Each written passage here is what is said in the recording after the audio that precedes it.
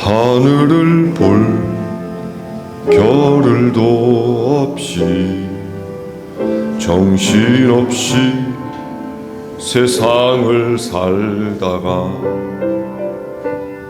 마음의 먹먹함이 내 삶을 짓누를 때 그제서야 주님을 찾습니다. 행복을 느낄 겨를도 없이 분주하게 세상을 살다가 인생의 허무함이 내 삶을 짓누를 때 그제서야 주님을 찾습니다. 오늘도 여전히 주님은 그 자리에서 우리를 끊임없이 돌보시는데 부족한 내 영혼은 아직도 갈 길을 모릅니다. 내게 믿음 주소서, 내 연약한 마음 돌보소서. 한없는 주님의 사랑 알게 하소서. 영원까지 그의 백성 지키시는 우리 하나님 바라보며 살게 하소서.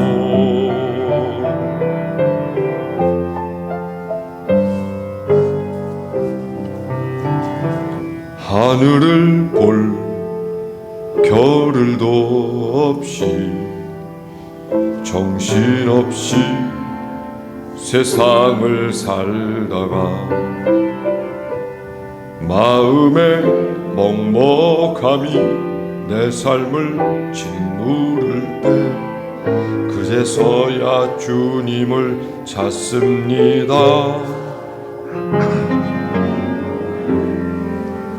겨를도 없이 분주하게 세상을 살다가 인생의 허무함이 내 삶을 짓누를 때 그제서야 주님을 찾습니다.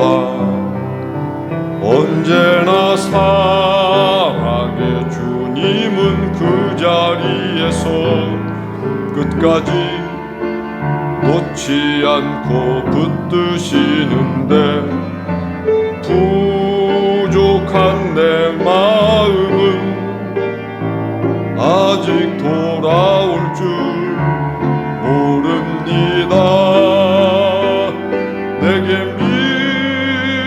믿음 주소서, 내 연약한 마음 돌보소서. 한없는 주님의 사랑 알게 하소서.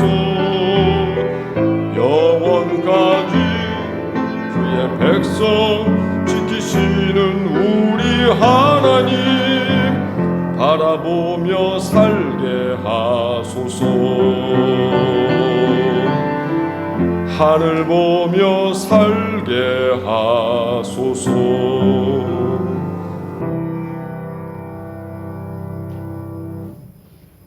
나물 캐는 처녀가 있기에 봄도 있다. 김남주. 마을 앞에 개나리꽃 피고 뒷동산에 뻐국새 우네. 허나 무엇하랴. 꽃 피고 새만 울면 산에 들에 나물 캐는 처녀가 없다면 시냇가에 아지랑이 피고 보리밭에 종달새 우네. 허나 무엇하랴. 산에 들에 쟁기질에 낫질하는 총각이 없다면 노동이 있기에 자연에 가하는 인간의 노동이 있기에 꽃 피고 새가 우는 봄도 있다네. 산에 들에 나물 캐는 처녀가 있기에, 산의 들에 쟁기질하는 총각이 있기에, 산도 있고 들도 있고 꽃 피고 새가 우는 봄도 있다네. 아이들이 북적거리는 초등학교 가보면 거기에서 우리는 많은 기운을 받게 되죠. 애들이 노는 것만 보아도 기분이 좋아지죠. 그런데 그 학교에, 예쁘게 단장되고 좋은 시설이 있는 그 학교에 아이들은 없고 학교가 폐교돼 버리고 말면 그 건물만큼 을씨년스러운 풍경은 없습니다. 아무리 학교 건물이 좋아도 거기에 사람이 없으면 거기에서 우리는 힘을 받지 못합니다. 저는 여러 외국을 돌아다니면서 구호 활동을 했는데 그때마다 정말 멋진 풍경들을 봅니다. 거대한 대양, 높다란 산, 그리고 푸르른 들판, 뭉게뭉게 우리나라에서는 본 적도 없는 그런 구름들의 모습, 너무나 멋있고 아름다워서 사진을 찍죠. 넓게 찍을 수 있는 광각 렌즈를 끼고 사진을 찍는데 늘 마음에 느껴져 오는 것은 그 풍경만 예쁘게 찍는다고 그것을 간직하게 되지 않더라는 거죠. 거기에 사람이 있어야 그 풍경이 더 아름다워진다는 걸 알 수가 있죠. 우리도 휴대폰으로 많은 사진들을 찍지만 풍경이 아무리 아름답다고 여러 장 찍어 놓아도 그것을 지우기가 대단히 쉬운데 그 속에 사람이 있을 때에는 그것을 지우기가 어려워진다는 거죠. 고향도 그렇습니다. 명절이면 고향 땅 밟는 게 기쁨인데 그 고향에 부모가 있고 어른이 있어야 그 고향이 고향이지, 부모가 없는 고향은 고향도 아니어서 자식들은 더 이상 고향 땅 찾아오지 않습니다. 고향도 사람이 있어야 고향이지, 사람이 없으면 그 고향도 더 이상 고향이 아닙니다. 사랑하는 교회 여러분, 우리가 바라고 우리가 하고 싶고 이루고 싶고 한 모든 것들, 그 속에 사람이 있어야 그게 진짜가 됩니다. 아파트, 땅, 차 이런 게 소원이 되면 거기에는 사람이 없으므로 이루어 놓아도 그것은 금세 없어지고 마는 덧없는 것들이 되고 맙니다. 그러나 사람을 위해서 소원하고 사람을 위해서 기도하고 사람에게 어떤 뜻을 두고 있다면 그것은 영원히 변치 않을 수 있습니다. 우리 교회도 그렇죠. 예쁘게 꾸미고 건물을 짓고 이게 목적이 아니고 이 안에 어떤 사람들이 얼마만큼 많은지가 더 문제라고 생각을 합니다. 사실 이번 주간은 우리 교회 설립주일 101주년 기념주일입니다. 아름다운 교회 건물을 만든 것만으로 우리가 만족할 게 아니라 여기서 더 많은 사람들이 신앙생활하고 우리와 뜻을 합할 수 있도록 이 안에 사람으로 채우고 좋은 사람들로 변하는 것, 그것이 101주년의 뜻이 아니겠습니까? 모쪼록 믿음, 기도, 인생, 가치관, 신앙, 교회 그 중심에 늘 사람이 빠지지 않게 되기를 간절히 바랍니다.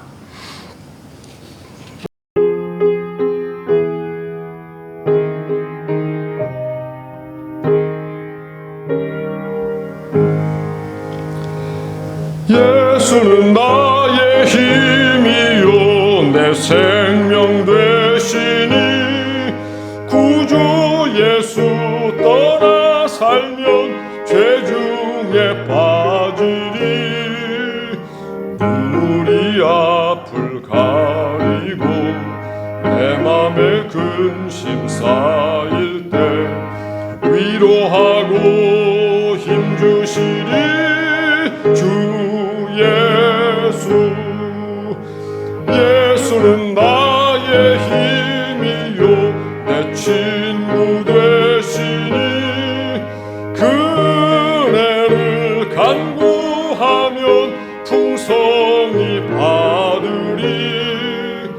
햇빛과 비를 주시니 추수할 곡식 많도다. 귀한 열매 주시느니 주 예수. 예수는 나의 힘이요 내 기쁨 되시니 그 명령을 준행하여 늘 충성하겠네. 주야로 보호하시며 바른 길 가게 하시니 의지하고 따라가리 주 예수. 예수는 나의 힘이요 내 소망 되시니 이 세상을 떠나갈 때 곧 영생 얻으리. 한없는 복을 주시고 영원한 기쁨 주시니 나의 생명 나의 기쁨 주 예수.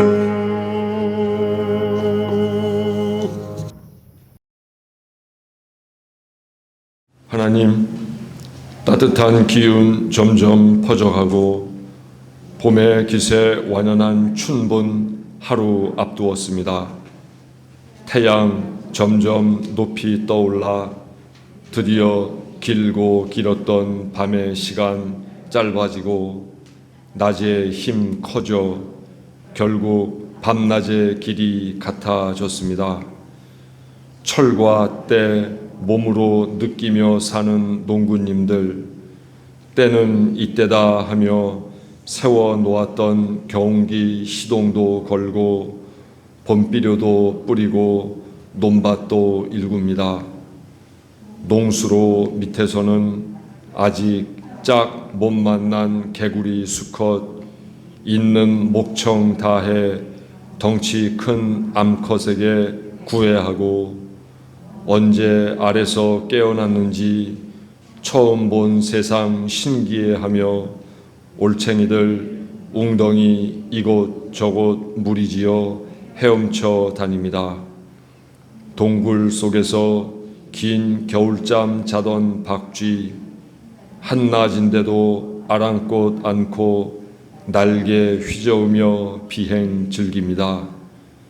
이맘때만 볼 수 있는 몸값 높은 하얀 머위꽃 논뚝 비탈에서 수줍게 얼굴 내밀고 어느 곳에서나 잘 적응하는 개망초도 짙푸른 새싹 두툼이 내놓고 있습니다.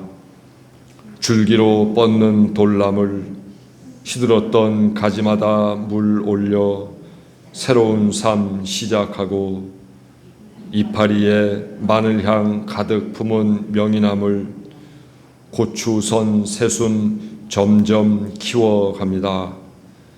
산기슭 언저리에는 벌써 포대가 커진 광대나물 조만간 보랏꽃 피울 듯 줄기 정수리에 자리 준비하고 춘궁기 된장국에 넣어 먹었던 원추리도 층층이 쌓아 올린 새싹 낙엽 틈으로 밀어 올리고 있습니다. 하나님, 올해도 만물의 삶 통해 하나님의 살아계심과 창조하심 일깨워 주시니 고맙습니다. 이 봄 저희에게도 소생의 기운 가득 부어 주소서. 구하라 찾으라 두드리라 권면하신 예수 그리스도의 이름으로 기도합니다. 아멘.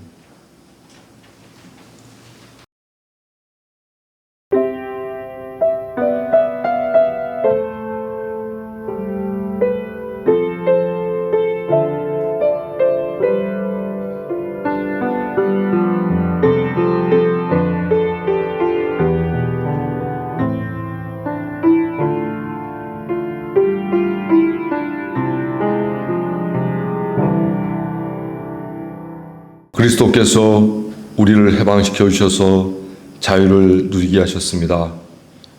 그러므로 굳게 서서 다시는 종살이의 멍에를 매지 마십시오.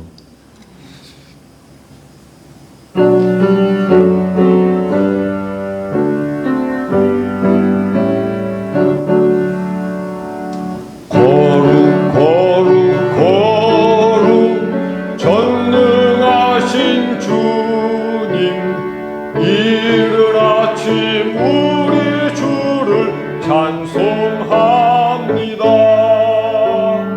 거룩 거룩 거룩 자비하신 주님, 성삼위일체 우리 주로다.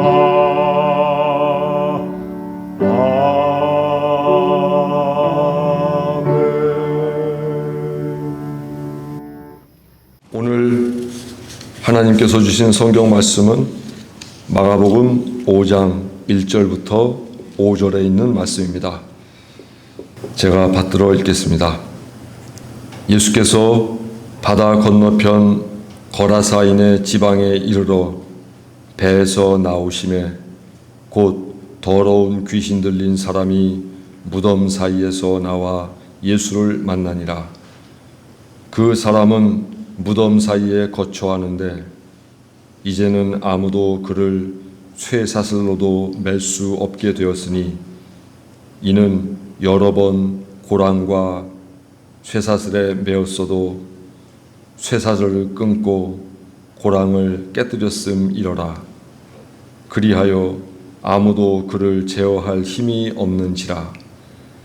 밤낮 무덤 사이에서나 산에서나 늘 소리 지르며 돌로 자기의 몸을 해치고 있었더라. 아멘. 우리가 성경을 읽을 때 은혜 받는 방법 중에 하나는 성경에 등장한 인물과 나를 동일시하는 것입니다. 그 사람이 예수 그리스도로부터 은혜를 입었다면 그 사람과 나의 유사점을 파악해서 나도 예수 그리스도의 은혜를 받을 수 있겠구나 여기면 더 많은 은혜를 받을 수가 있게 되는 거죠. 단지 예수께서 누군가를 고치신 그 이적만 믿는 게 아니라 고침을 받은 그 사람이 어떤 사람이었고 어떤 모습이었는지를 보면서 그 사람이 꼭 내 모습 같네 하는 마음이 드는 순간 마치 내가 예수님으로부터 고침을 받는 경험을 얻게 된다는 거죠. 그래서 성서의 인물과 나를 자꾸만 비교하고 동일시하고 또 그 속에 나를 투영해 볼 때 하나님의 은혜를 더 깊이 깨달을 수 있을 것입니다. 오늘 말씀도 마찬가지 거라사 지방에 귀신 들린 사람이 있는데 좀 귀신 들렸다고 그러니까 좀 부정적인 인식이 있긴 하지만 그 사람이 어떻게 고침을 받았는가 또 그 사람은 나와 어떤 공통점이 있는가 이런 것들을 발견해 보면서 나도 고침을 받아야 되겠구나.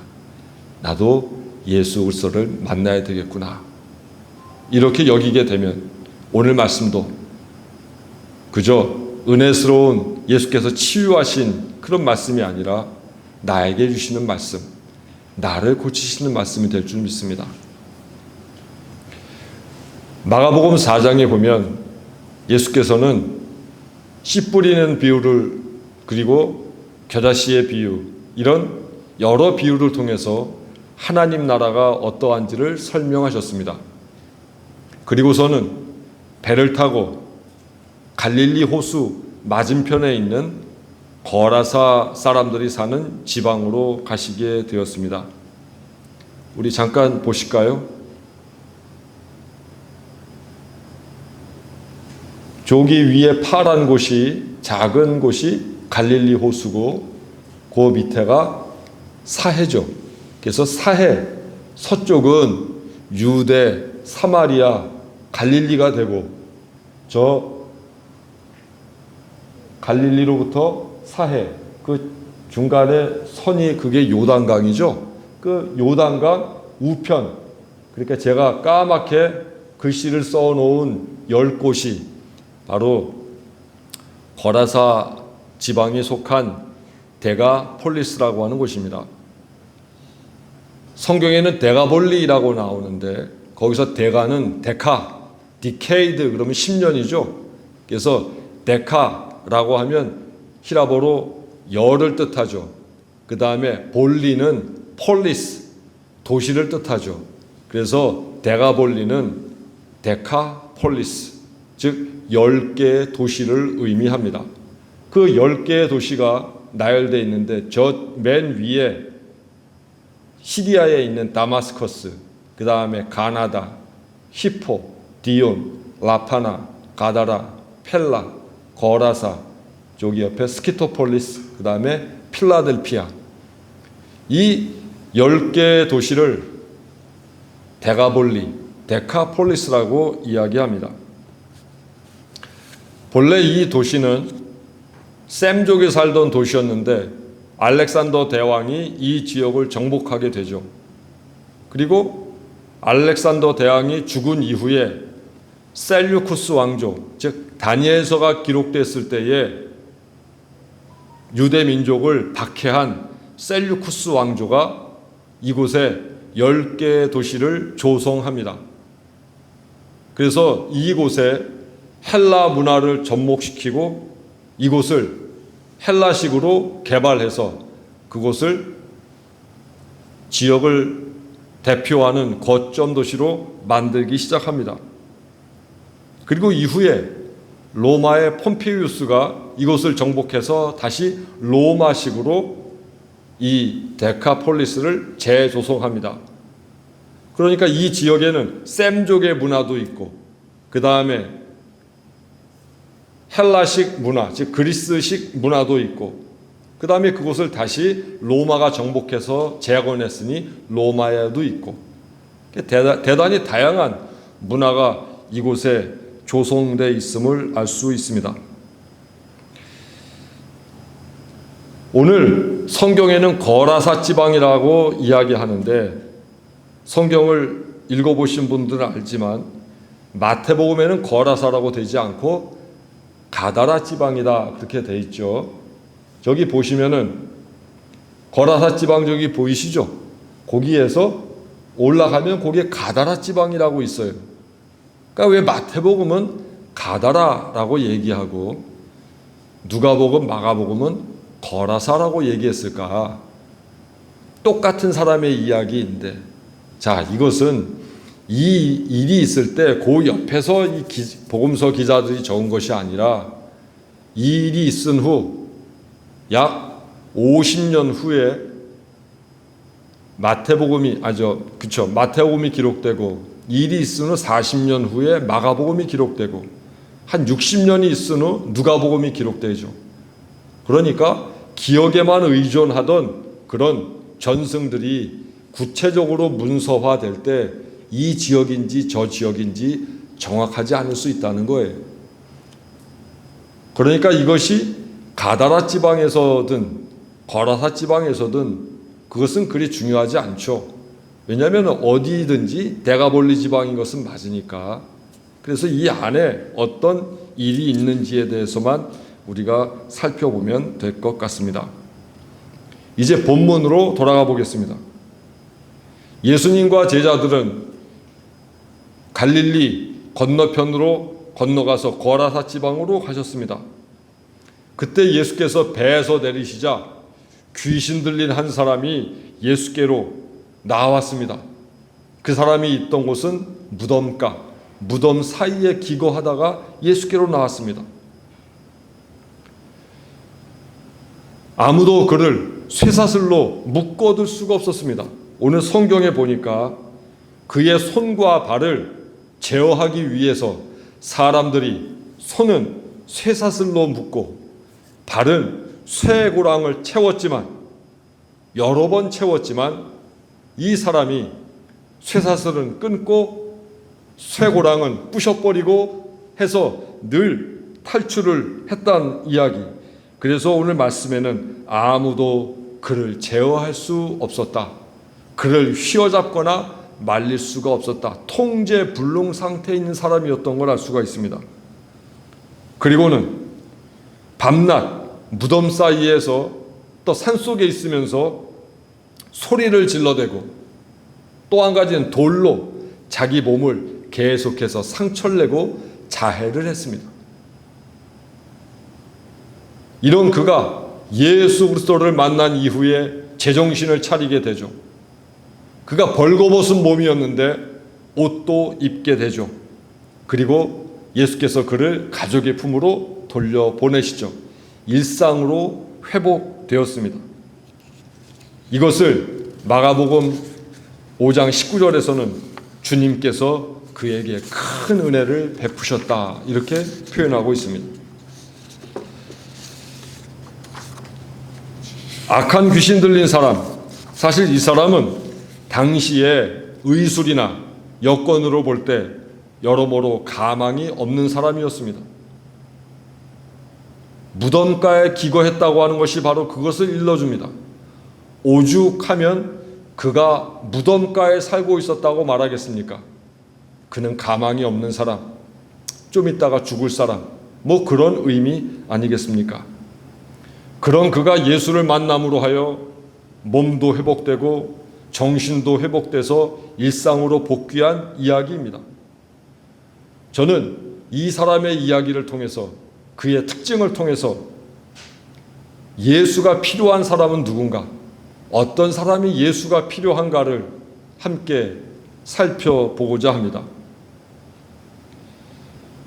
먼저 우리가 살펴야 될 것은 이 사람이 무덤 사이에 살았다라고 하는 표현입니다. 귀신 들린 이가 기거한 곳은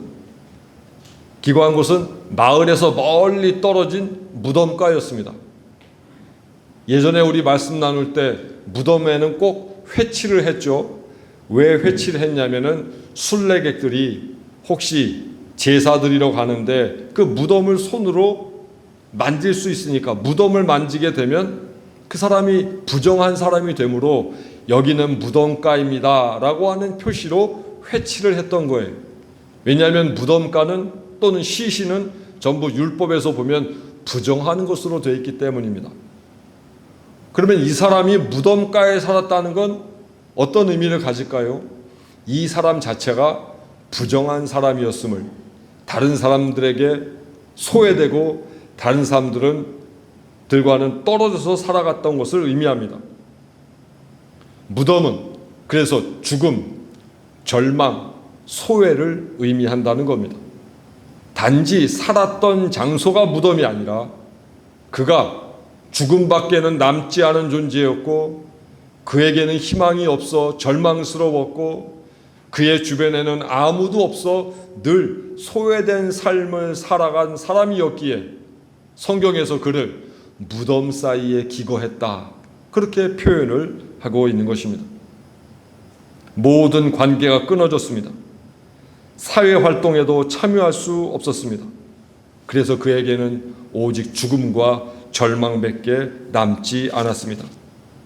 몸이 다치고 부러지고 하는 거야 꼬매고 깁스를 하고 고치면 되지만, 정신이 망가지고 관계가 깨지는 그것은 해결해 줄 수 있는 약이 없는 겁니다.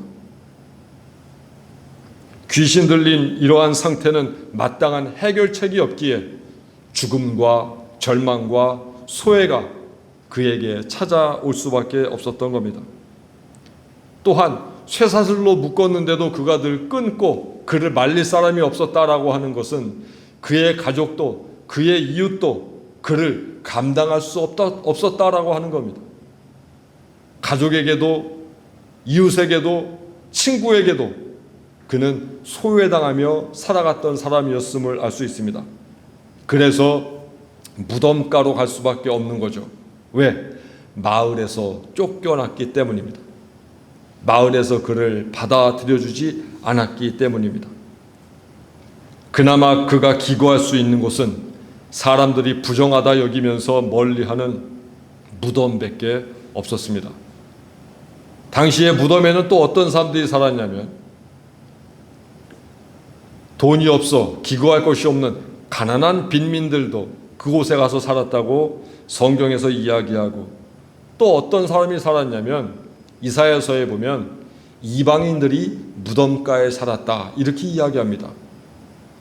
이들의 공통점은 전부 사회적인 기준으로 볼 때 그 이하의 사람들이었던 것을 알 수 있습니다. 전 여기서 우리 교우들께 질문하고 싶습니다. 우리도 무덤가에 내몰리듯 극한 절망에 내몰릴 때가 있습니다. 도대체 어찌할 바를 모르고 어떻게 살아야 될지에 대한 길도 보이지 않고 너무나 내 인생이 비참해지고 살고 싶은 소망마저 없어질 때가 있습니다. 마치 무덤가에 기거하는 이 사람처럼. 그때 정신을 놓지 말고 그때야말로 우리가 예수 그리스도를 만나야 될 때입니다. 수십 년 믿어왔지만 그러한 절망감이 나에게 밀려올 때 힘이 되지 않는 예수, 그것은 예수 그리스도의 잘못이 아니라 간절하게 예수를 만나지 않은 우리의 잘못입니다. 교우 여러분, 절망이 느껴져 오고 죽고 싶은 생각이 들고 나 혼자만 왠지 있는 것 같고 세상 사람들은 다 잘 사는데 왜 내 인생은 이런가에 대해서 느껴져 오고 힘이 들거든. 그때야말로 진정으로 예배할 때이고 그때야말로 예수 그리스도를 만나야 될 때인 것을 꼭 기억하십시오. 그래야 해결점이 생기고 무덤처럼 절망적인 삶에서 우리가 헤어나 새로운 변화를 일구어 볼 수 있을 것입니다. 두 번째, 이 사람은 자기 스스로도 주변에서도 제어할 수 없는 상태에 놓였던 사람입니다. 4절에 보면 이 사람은 자기 힘에 못 이겨 행패를 부리기도 하고 사고를 치기도 했습니다. 오죽하면 그의 가족이, 그의 이웃이 그에게 쇠사슬과 쇠고랑을 채워서 그를 가만히 있게끔 그렇게 만들었겠습니까? 그럼에도 그는 쇠사슬을 끊어버렸고 쇠고랑을 부숴버렸습니다. 아무도 그를 말릴 수가 없었습니다. 우리는 이것을 자기 통제력을 잃었다 이렇게 말할 수 있습니다. 자기가 무슨 일을 하고 있는지조차 모르고 있다는 말입니다. 자기 통제력을 잃게 되면 자기도 힘들어지지만 내 주변 사람들도 힘들어진다는 사실을 우리는 알아야 합니다. 자기 통제력을 잃는 것은 대단히 무서운 일입니다. 무의식 가운데 에너지가 용솟음 쳐서 그것을 주체하지 못해 자기도 모르는 사이에 자기의 가족을, 자기 자신을, 자기 이웃을 해할 수도 있다 그 말입니다. 꼭 물리적으로 누군가를 때리고 찌르고 이것만이 아니라 나도 모르는 에너지가 내 속에서 뿜어져 나와서 통제하지 못해서 하지 말아야 될 말이 누군가에게 들려지고 그 사람의 상처를 후벼 파는 그런 말까지도 서슴없이 하게 된다. 자기 통제력을 잃었기 때문입니다.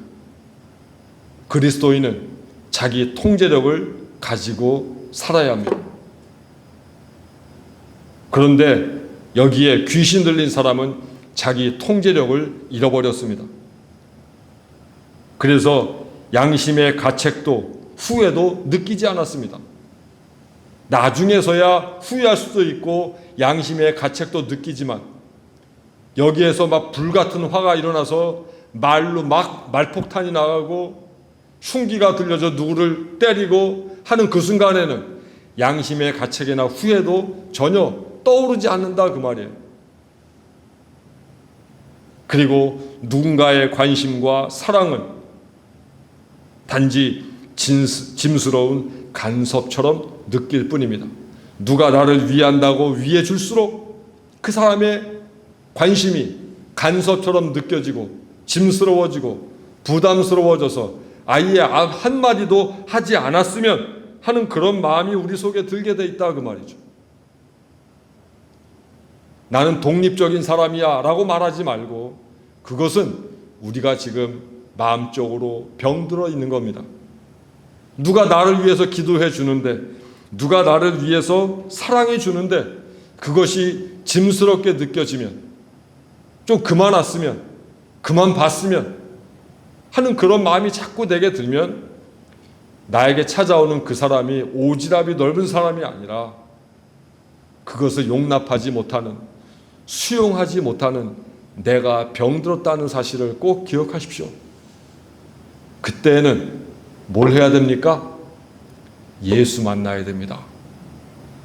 그때 진짜 예수 만나야 됩니다. 무덤에 기거했다는 사실도 그렇지만 쇠사슬과 쇠고랑을 끊고 부수었다는 건 역시 다른 사람들과의 관계가 단절되었음을 이야기합니다. 지금은 시절이 어수선합니다. 그래서 우리는 사실 우리도 모르는 불안감과 우울감 그리고 분노가 이 속에 모두들 쌓여 있습니다. 알지 못하지만 다 쌓여 있어요. 꾹꾹 누르고 있지만 그래서 누군가 이유 없이 원망스럽기도 합니다. 내 속에 있는 이 분노를 풀어줄 그 누군가 희생양을 찾게도 됩니다. 이 시대에 태어난 것이 불행하게 여겨질 때도 있습니다. 젊은 사람들 같은 경우에는 왜 우리 엄마 아버지는 이 시대에 나를 낳는가? 왜 나를 낳아서 이 고생을 시키는가? 그렇게 생각할 수도 있고 나에 대한 애정이 있어 조언해 주는 사람도 왜 쓸데없이 남의 일에 간섭이야 하면서 내가 물리칠 때도 있습니다. 오히려 누군가와 함께 있는 것이 불편하고 혼자 있는 것이 아무 생각 없이 요즘에 하는 그 말처럼 그저 혼자 멍 때리는 것이 가장 행복할 수도 있습니다. 그러나 그건 스스로 망가지고 있다는 사실 우리 잊지 말아야 됩니다. 바로 그때 우리는 우리 자신에 대한 문제를 인식해야 합니다. 빨리 자각해야 됩니다. 아, 이렇게 살면 안 되지. 내가 지금 뭔가 문제가 있구나 하고 그 자리에서 빨리 빠져나와야 합니다. 그리고 예수 그리스도를 만나야 합니다.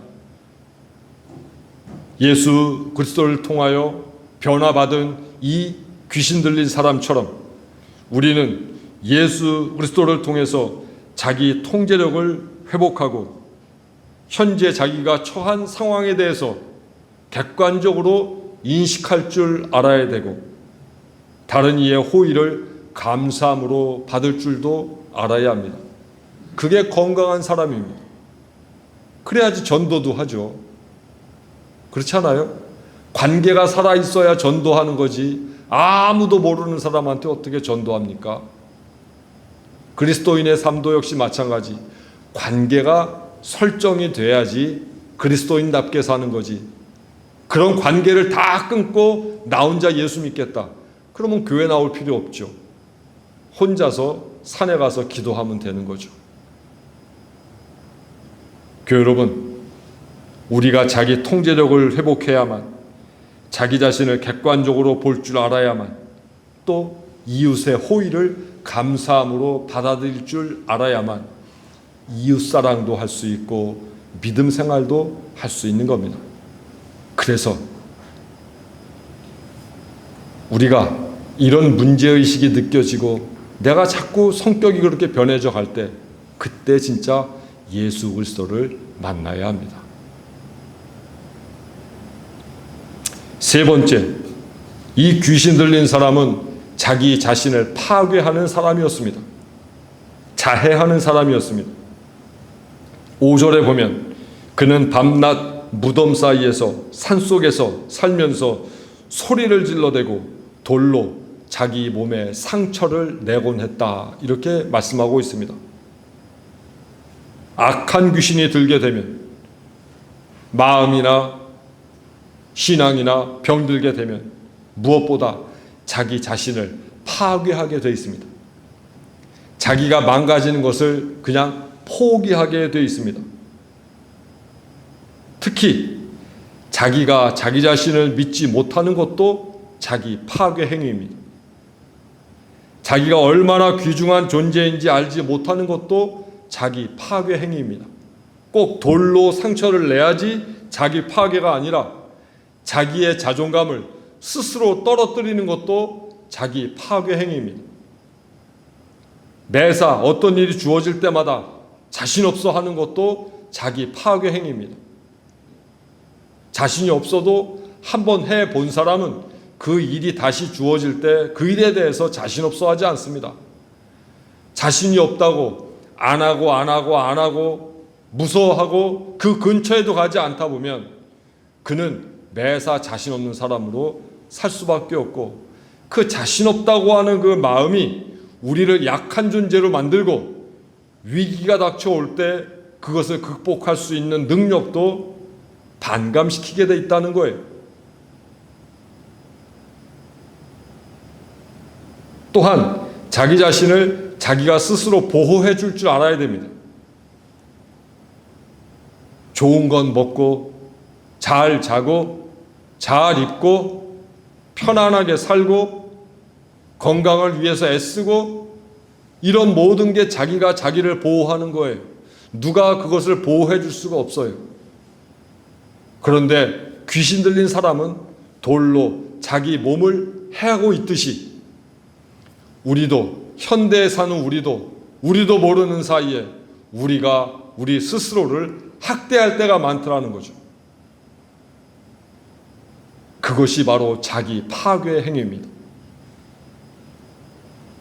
스스로 거룩한 하나님의 아들이요 사랑하는 부모의 자식이요 아끼는 자식들의 어미요 아비요 이제는 할머니요 할아버지요, 내 존재가 얼마나 귀중하고 소중하고 하나님이 아끼는 존재인지 그것을 인식하지 못하면 자기 파괴 행위에 근접하게 되는 것 꼭 기억해야 합니다. 행복하게, 건강하게, 자신감 있게 살기 위하여 필요한 것, 바로 자기 존중입니다. 내가 나를 귀하게 여길 줄 알아야 됩니다. 이렇게 먹거나 저렇게 먹거나 똑같이, 그게 아니라 나를 위해서 가장 좋은 것을 가장 맛있게, 가장 건강하게, 가장 행복하게 느끼며 먹으며 감사해야 된다는 겁니다. 내가 나를 사랑해 주어야 나라는 존재가 멋지게 성장합니다. 내가 나를 사랑해야 남들도 나에 대해서 매력을 느낍니다. 스스로 자기를 가꾸지 않고 관리하지 않고 사랑하지 않는 사람은 남에게서도 존중을 받지 못합니다. 내가 나를 존중해 주어야 됩니다. 내가 나를 사랑해 주어야 됩니다. 내가 나를 보호해 줘야 됩니다. 그래야 남들도 나를 귀하게 여기고 저 사람은 함부로 대할 사람이 아니라고 느끼게 된다는 거죠. 자식들이 그렇잖아요. 부모가 집에서 금쪽같이 위하는 자식은 밖에서 사람들이 함부로 대하지 못해요. 왜냐하면 걔 건들면 걔네 부모가 가만히 있지 않으니까. 근데 집안에서 사랑받지 못하는 자녀는 밖에서도 사랑받지 못해요. 걔는 지 부모도 그렇게 하는데 뭐 하면서 걔도 존중받지 못한다는 겁니다. 저는 우리 교우들이 세상 살면서 존중받는 사람이 됐으면 좋겠습니다. 무시받지 않았으면 좋겠습니다. 그것은 꼭 돈과 멋과 외모 이것과만 연관되지 않습니다. 자기 존중하며 살아가는 분들은 그 기품이 있어요. 알지 못하는 기품이 몸에서 기처럼 흘러나오게 돼 있어요. 그 기가 상대방으로 하여금 함부로 대하지 못하게 하는 훌륭한 방어막이 되는 겁니다. 자존감이 떨어지고 자신감이 없어질 때 무엇보다도 예수 그리스도를 만나십시오. 예수께 기도하십시오. 하나님께서 나를 자녀로 삼아주신 그것에 대해서 감사하십시오. 자존감이 올라갑니다. 하나님의 자녀라고 하는 인식을 하지 못하니까 자존감이 떨어지는 겁니다. 천지를 창조하신 하나님이 내 아버지고 내 어머니고 내 보호자이심을 믿는다면 우리가 세상 살면서 우리의 자존감을 떨어뜨리고 살 수 있는 기회도 없다 그 말이죠. 거라사 무덤가에 거하던 귀신 들린 이는 예수 그리스도를 만난 이후에 그의 삶이 극적으로 변화되었습니다. 먼저 그는 삶의 희망을 되찾게 됐고 모든 관계가 회복되었습니다. 귀신이 나간 이후에 이 사람은 본래 무덤가에 기거하며 혼자 있길 좋아했는데 귀신이 나간 다음에 예수께 이야기하죠. 나도 예수님 따라서 가게 해주십시오. 자기도 배를 타려고 했어요. 그러니까 예수께서 그러지 말아라. 넌 집에 가서 가족들과 함께 살아라. 집으로 돌려보내셨습니다. 그 이후의 말씀을 보니까 이 사람은 이 데가볼리 지역을 쭉 다니면서 그 데가볼리 지역의 예수님을 전하는 전도자가 됐어요. 10개 도시를 돌아다니며 전도하는 전도자. 이 말은 관계가 회복되어 사람들과의 대함에 있어 쭈삣거리지 않았다는 뜻입니다. 담대해졌다는 이야기입니다. 두 번째, 그는 자기 통제력을 회복했고 자기 자신을 챙기게 되었습니다. 15절 말씀에 보니까 이 사람이 예수께서 귀신을 쫓아내시자 제정신이 들어서 앉아 있으면서 뭘 했다 그러냐? 옷을 입었다 그랬어요. 15절 말씀에 옷을 입었다고 하는 것은 부끄러움을 알게 되고 염치를 알게 됐다는 거죠. 나아가 자기 스스로를 자기가 챙기게 되었다 그 말입니다. 어릴 때 저는 좀 보수적인 교회에 다녔어요. 그때 제일 많이 들었던 말이 주거지 육댕이 위에서 뭐해? 썩어 문드러질 이 육댕이 위에서 뭐해? 그리고 죽으면 맨날 자는데 뭐 이렇게 잠을 많이 자? 그때는 그 말이 대단히 신앙적이고 영성적으로 보였지만 그게 아니더라 그 말이에요. 옷을 입었다는 것은 자기가 자기를 챙기게 되었다는 겁니다. 교회 여러분, 우리 교회 여러분이 건강할 때 자녀들도 챙겨줄 수 있는 거예요. 내가 먼저 건강하고 나를 먼저 챙겨야 애들도 제대로 챙길 수 있는 겁니다. 비행기를 타면 그런 멘트가 나와요. 만약에 비행기에 비상사태가 나면 산소 마스크가 쑥 내려오죠. 그때 애가 타고 있어요. 그러면 산소 마스크 애 먼저 씌웁니까? 아니면 자기 먼저 쓰라고 합니까? 자기 먼저 쓰라고 그러죠. 그래야 애를 챙겨줄 수 있으니까. 비상사태 먼저 챙겨야 될 사람은 나예요. 나를 챙기고 내가 잘 살아야 우리 애도 챙겨줄 수 있는 겁니다. 정신없이 남 챙기다 보면 그 사람도 잘 챙길 수가 없고 나도 챙길 수가 없어지게 되는 겁니다. 이 사람이 옷을 입고 제정신이 들었다라고 하는 건 자기가 먼저 자기 자신을 챙기게 되었다는 뜻입니다. 한마디로 자존감을 높이게 되었다는 말입니다. 그리고 5장 21절에 보면 예수께서는 이 일이 끝난 다음에 곧바로 배 타고 다시 갈릴리 호수 건너편으로 갔다 이야기하고 있어요. 그러면 이 데가볼리 지역에 오신 이유는 뭡니까? 이 무덤가에 있는 거라사 귀신 들린 사람을 만나기 위해서 오신 거예요. 그리고는 이 사람 만나고는 다시 갈릴리 호수 건너편으로 배 타고 가셨습니다.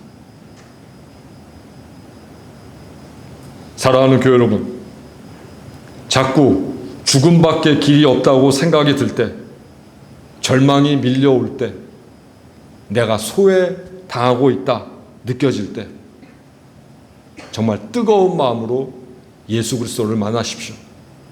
그저 예배 왔다 갔다 하는 그런 거 아니라 혼자라도 와서 눈물 흘리고 기도하고 하나님 앞에 살려달라고 그렇게 말씀하십시오. 자기 통제력을 잃어서 내 말이, 내 행동이 폭력적으로 바뀌어 가고 여유와 느긋함은 사라지고 조급함이 느껴질 때, 나로 인해 누구든 몸이나 마음이 상처받았다고 이야기할 때, 그때는 꼭 예수 그리스도를 만나십시오. 우리의 그러한 언어의 폭력, 물리적인 폭력이 우리의 구원을 흔들 수도 있기 때문입니다. 그리고 말의 폭력이, 물리적인 폭력이 내 입에서 계속되는 순간 우리는 이웃사랑의 도를 절대로 이룰 수가 없기 때문입니다. 끝으로 나 자신이 못나 보일 때, 나 자신이 세상에서 없어져도 된다고 여겨질 때, 매사 자신이 없을 때, 나는 있으나 마나한 존재라고 자꾸만 느껴질 때, 그때 예수 그리스도를 만나십시오. 우리 교우들 한 사람 한 사람 대단히 중요한 분들이고, 이 세상에서는 없어서는 안 되는 분들이고, 우리 교우들이 계시기에 각 가정이 살아있고 이 원천교회가 살아있습니다. 그러한 자존감을 회복하기 위하여 예수 그리스도를 만나시고 하나님께 부르짖으십시오. 하나님께서 우리를 변화시켜 주시면서 우리로 하여금 일상으로 회복되게 하시고 이전보다 나은 존재로, 좀 더 좋은 존재로 우리를 변화시켜 주실 것입니다.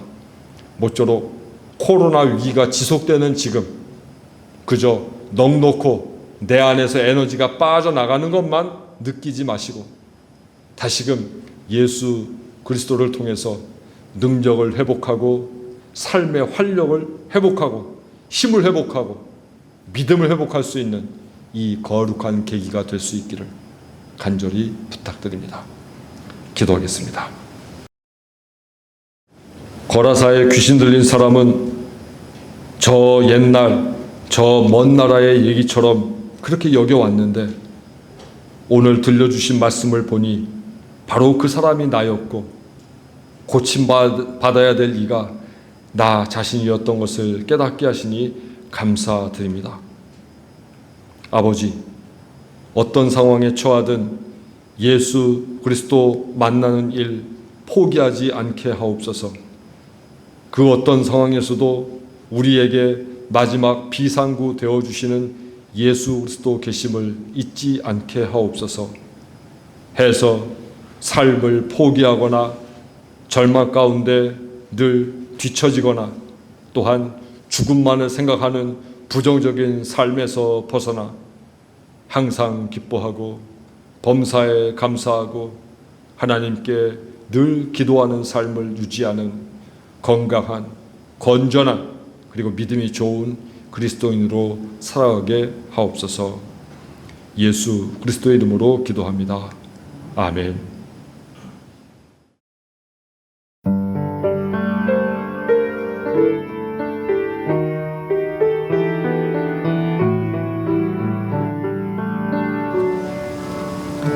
내가 가진 것 중에서 가장 소중한 것으로 우리 사는 동안에 가장 소중한 주님께 기꺼이 드리네 모두 드리네 넉넉히 받으신 주께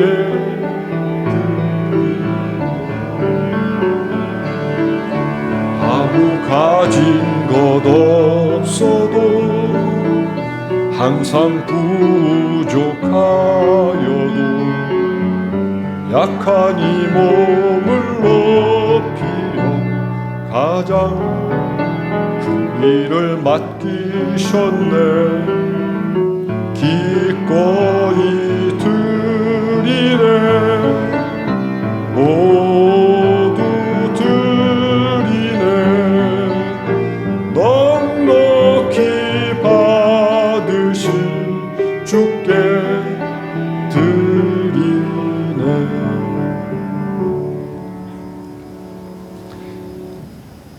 지난 인생 돌아보니 하나님께 감사할 것뿐입니다. 지난 한 주간도 돌아보니 하나님께 감사할 것뿐입니다. 우리가 한 것보다 늘 더 귀한 것으로 선대해 주시고 공급하시는 하나님의 은혜 생각하며 이 예물 바치오니 기뻐 받으시옵소서. 이 드린 예물로 하나님 나라를 더 확장케 하시고 또한 드린 손길들은 하나님 나라를 위하여 더 열심으로 더 크게 일할 수 있도록 물질적인 풍요로움과 건강함도 하나님 허락하여 주옵소서. 땀을 흘린 만큼 좋은 열매를 거두게 하시고 거둔 열매로 하나님을 섬기고 이웃을 섬기는 데에도 부지런하게 하옵소서. 감사하오며 예수 그리스도의 이름으로 기도합니다. 아멘. 함께 인사하겠습니다. 늘 예수 그리스도 만나겠습니다.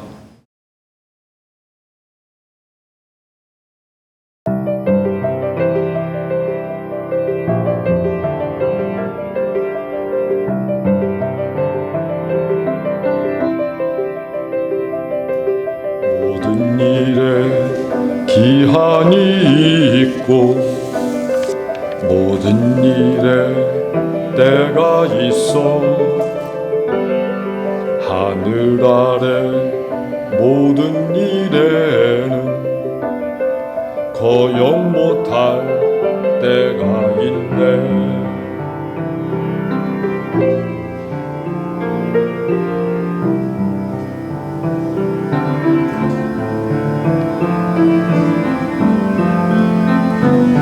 살고 죽고 뿌리고 거두고 병이 들고 고쳐주고 울고 웃고 슬플 때와 춤을 추는 때가 있네 던져버릴 때와 거두어 드릴 때 품에 안을 때와 멀리 할 때 찾고 잃고 지킬 때와 던져버릴 때가 있네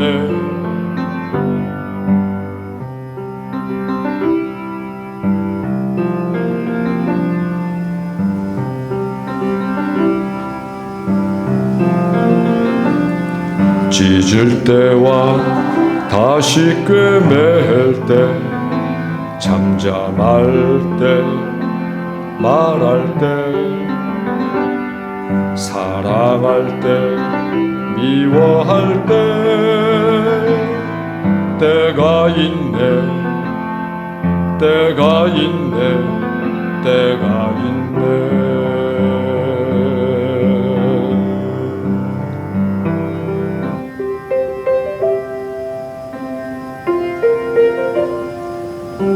모든 일에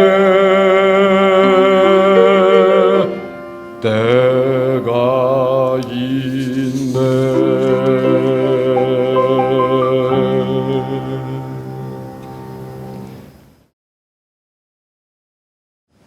예수 그리스도를 본받아 사십시오.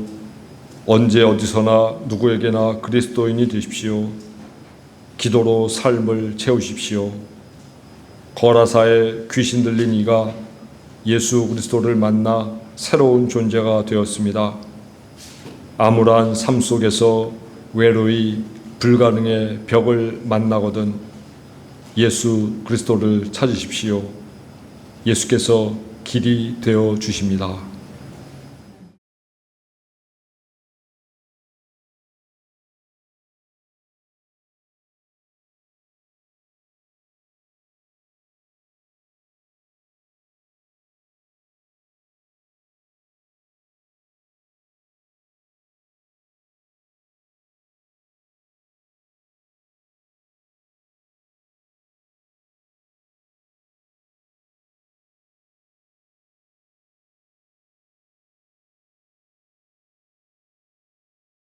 하나님, 지난 주간 사랑하는 가족을 잃은 두 가정이 있습니다.